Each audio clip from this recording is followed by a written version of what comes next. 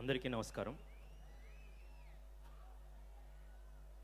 నేను అభిమానులతోటి అందరితో మాట్లాడే ముందు ఇద్దరు వ్యక్తులతో మాట్లాడాలి. ఒకటి మా అమ్మగారు అంజనాదేవి. అంజనా పుత్ర క్రిష్ అని నా పేరు ముందు నీ పేరు రాశాను, నీ పేరు నిలబెడతాను మమ్మీ ఈ సినిమాతోటి. రెండు, పెళ్ళైన తర్వాత పట్టుమని 10 రోజులు కూడా నా అర్ధాంగితో ఉండలేదు. పద్మావతి పుత్రిక రమ్య, నువ్వు నేను చాలా గర్వపడే సినిమా తీశాను, Gautamiputra Satakarni. Thank you for being in my life. I love you.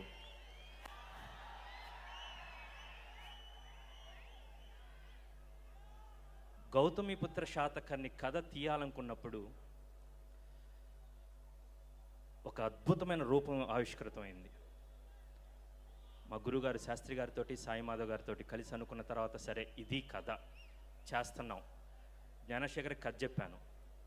అతను ఫోన్లో కథ చెప్తే అతను నాసిక్లో గోదావరి తీరంలో నీళ్ళలో మునిగి ఉన్నాడు. క్రిష్, నువ్వు ఎక్కడ కథ చెప్తున్నావో తెలుసా? ఎక్కడున్నావురా అని. నాసిక్లో ఉన్నాను. గౌతమి బాలాశ్రీ కొన్ని శాసనాలు వేసింది. ఆ శాసనంలో దొరికిన కొన్ని చిన్న చిన్న విషయాల్ని సంగ్రహించి ఓకే ఇలా ఉంటుంది అని. తర్వాత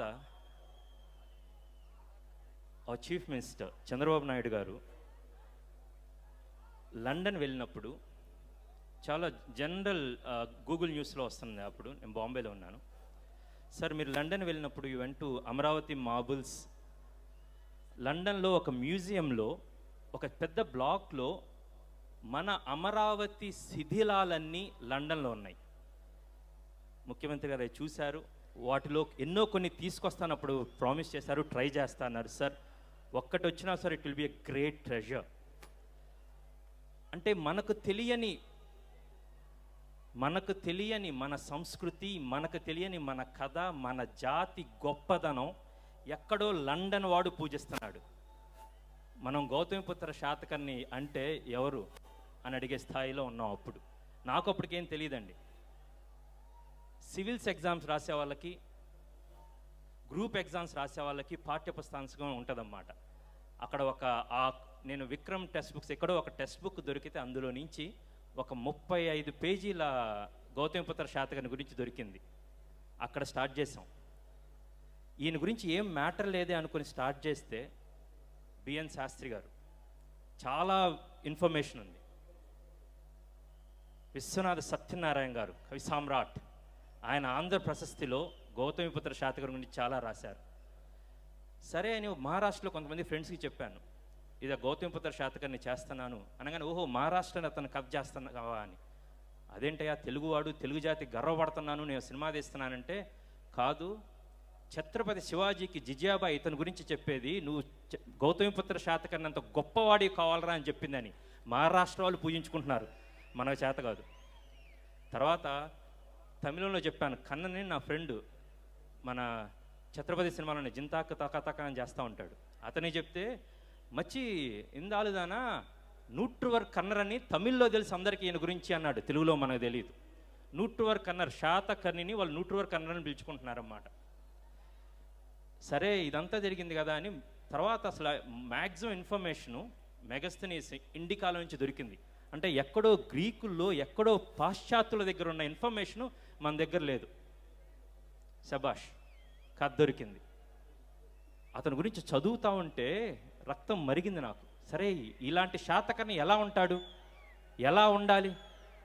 ఆ శాతకర్ణి చూపు తీక్షణంగా ఉండాలి, మాటల్లో రాజసం ఉండాలి.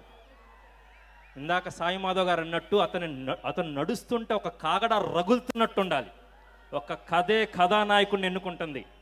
ఆ కథ, ఆ శాతకర్ణి నాకు శాసించినట్టు చెప్పాడు. అదిగో అక్కడున్నాడు బాలకృష్ణ, బసవరామ తారకపుత్ర బాలకృష్ణ. అతను ఒక్కడు మాత్రమే ఈ నా శాతకర్ణి ఖ్యాతిని దిశలా విస్తరించగలడు అని నేను ఆవేశంతో చెప్పింది కాదు, చాలా ఆలోచించి చెప్తున్నాను.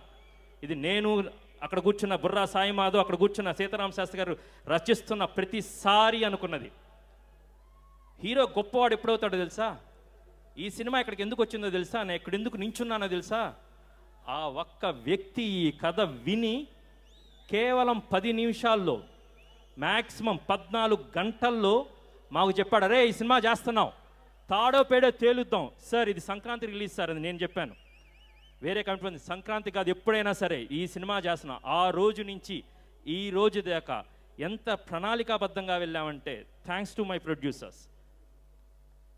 అమరావతిలో నూతన రాజధాని, అది అంత దైవ సంకల్పం.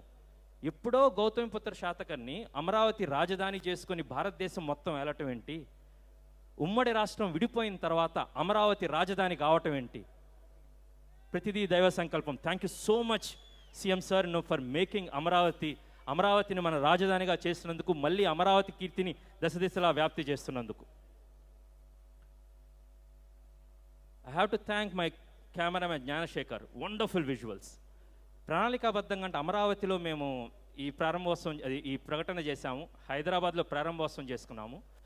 శాతవాహనుల చరిత్ర, శాతవాహనుల రాజ్యం, దానికి సింహద్వారం కోటిలింగాల, ప్రస్తుతం కరీంనగర్లో ఉంది. ఆ కోటిలింగాల నుంచి స్టార్ట్ అయిన శాతవాహన సామ్రాజ్యం అమరావతి రాజధానిగా చేసుకొని కన్యాకుమారి నుంచి హిమాచలం దాకా విస్తరించింది.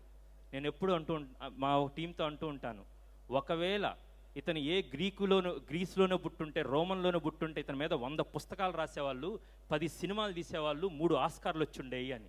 గ్లాడియేటర్లు, ట్రాయ్లు వచ్చినట్టు. కానీ కర్మ మనం తీయలేదు.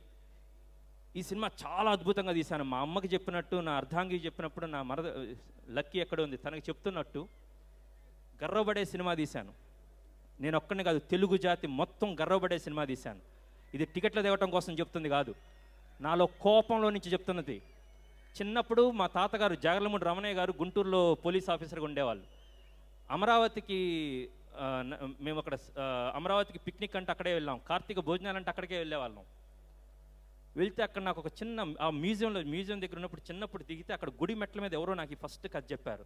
అయ్యా మహానుభావ, మీరు ఎక్కడున్నారో తెలియదు, బేసికల్గా మీకు పాదాభివందనం. మీ ద్వారా నాకు తెలిసింది, నా ద్వారా ఇప్పుడు అశేష ఆంధ్ర జనానికి తెలుస్తూ ఉంది. And Balayya Babu, thank you so much for accepting, for being the captain. నాతో పాటు మీరు క్యాప్టెన్.